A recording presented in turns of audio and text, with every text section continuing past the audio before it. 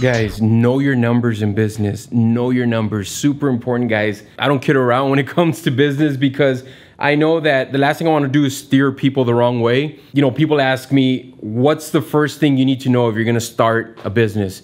Know business, know your numbers. To a certain extent, right? I mean, how do you know business? Yeah, you can go and get your MBA. I get that, I understand that. But until you put it into practice, you're not really going to understand. Go out there, Google, how do I start my business? I've talked about online courses and how they can help. Go out there, spend some time, spend a little bit of money, because I guarantee you guys, if you don't understand the language of money, if you don't understand the business side of things, you may be the best coffee maker out there in the world, and you can open up, you know, a company that'll go up against Starbucks, or, you know, delivering coffee in the mornings, whatever it is. But if you don't know numbers, if you don't know business and the business side of things, that can really hurt you. I know it hurt me in the beginning. When I started Bravo, we didn't start dabbling into real numbers, crunchy numbers. I'm talking about, you know, return on investment, cost of goods, you know, all that stuff. We didn't start doing that until maybe 3 years into Bravo. Ridiculous, I know. And so there was times where it got a little crazy and it got a little hairy because we didn't know our numbers. So I learned the hard way.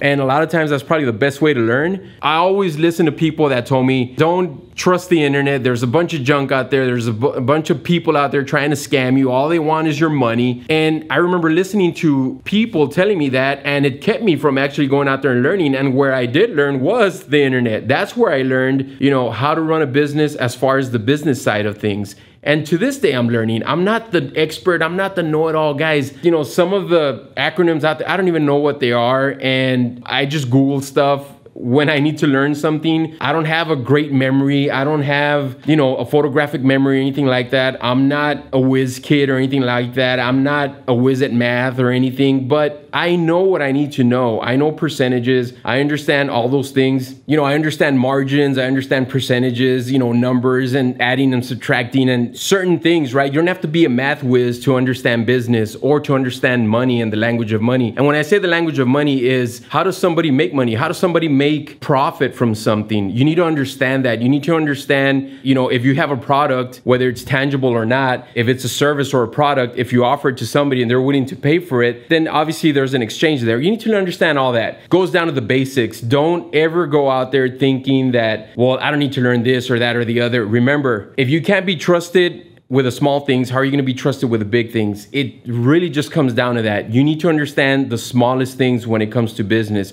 so that you can learn and scale that and really learn the big things in business. And so it's funny, but I hear a lot of people on the internet, especially like on social media, where they say, well, I don't understand why they don't do this or they don't do that, or I don't understand why Apple doesn't do this, or even Bravo, I'm not comparing ourselves to Apple, but even Bravo Concealment, why don't they do this or that? Why don't they offer this option or that option?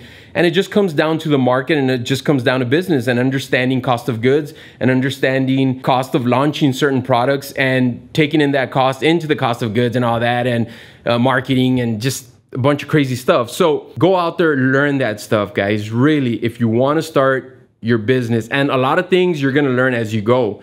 Again, you're going to fail. I've said that before. Failure is a part of success. That's why I can say it, guys, because I failed before, but I learned so much through those failures. To this day, we leave money on the table. And not only that, we've lost money as well, because we've invested in certain things that just didn't pan out for us. And so, you know, you can't go back and take that money back, oh, just because it didn't work out. No, it's not the way it works. That's not the way the world works. So go out there, do your due diligence, find out what it is that you're gonna do, and take a look at the market. Take a look what's out there. What's the average price of that product that you're gonna sell? Who are your competitors? And as far as your competitors, who are they marketing to? What's the demographic that they're marketing to? All that stuff, guys, super important, guys. I'm telling you, super important.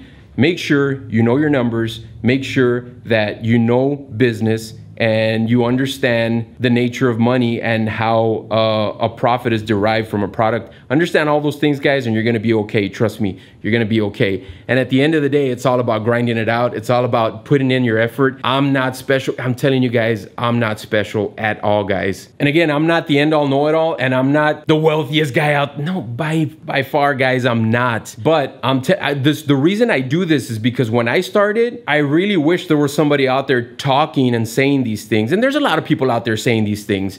but they weren't attainable to me because they just weren't. I wasn't doing the research. I wasn't going out there and looking for people like that. But I'll tell you this, there weren't as many as there are now. You know, social media has really, it's gotten to a point where you can pretty much just find anything out there. Not just social media, but just, you know, the internet, Google itself. So guys, go out there, do your due diligence, find out what'll work for you, A/B testing, all that stuff, super important. And you're gonna fail, guys. You're gonna fail, but it's okay. A lot of people fail. Now, that's not a license for you to go out there and do something crazy and ridiculous. That's why you need to go out there and you need to learn these things, study these things, whatever it is that you're gonna get into, whatever market it is that you're gonna dive into, study those markets, do your due diligence, like I said, guys, and you're gonna be okay. Doesn't mean you're not gonna get cut and scraped and bruised. It's gonna happen, guys. But if you can persevere through that, then you're gonna be okay, guys. Trust me, you're gonna be okay. If you have a great product and you understand marketing, you understand customer service and all these things, which is the business side of things, you're gonna be okay, guys. Trust me, you're gonna be okay. Go out there and do it, man. Try it. Remember, we're living in an era where you can work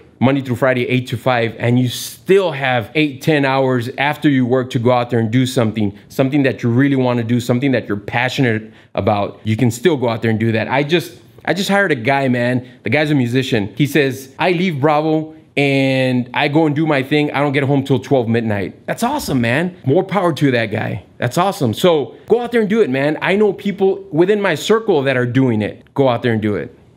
Go get it done.